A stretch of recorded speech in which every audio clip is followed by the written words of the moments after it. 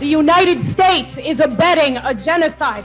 I should not have to say anything past this. Una chica judía estalla y da voz a lo que cada vez más estadounidenses y judíos ven ya claro. 3 times now, the U.S. has been the sole country to veto ceasefire resolutions at the United Nations. Israel's army may be the one executing it, but it has only been made possible by our government.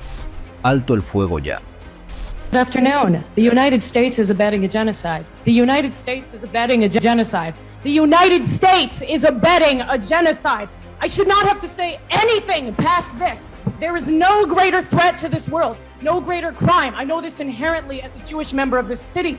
I am no longer able to say this eloquently or diplomatically.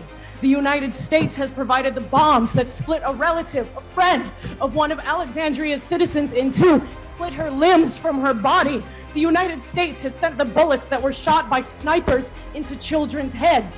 The United States has nearly 3 million of Alexandria's tax dollars paid for the drones that were used to kill family members of Alexandrians. We provided the white phosphorus to pollute my holy land like we tainted Vietnam with Agent Orange. We have provided the essential political cover to prolong this genocide. 3 times now, the U.S. has been the sole country to veto ceasefire resolutions at the United Nations. Israel's army may be the one executing it over there, as you guys keep saying, but it has only been made possible by our government.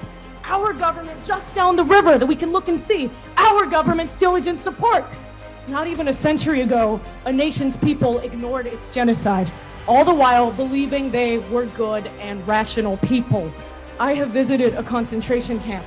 The very first thing my guide told me was that everyone in the surrounding towns knew that she said they could smell it. You can see it, hear it. But to you, your political career matters more. We see right through you. It's not that you don't care. It's that you are scared of opposing the Democratic Party in such a liberal city. Unless you introduce and pass the ceasefire resolution, your cowardice will only be your legacy. Nothing you do during your tenure, no piece of legislation, no projects will ever matter if you cannot do this one simple thing. You will only be remembered as the monsters who looked away and allowed it to continue.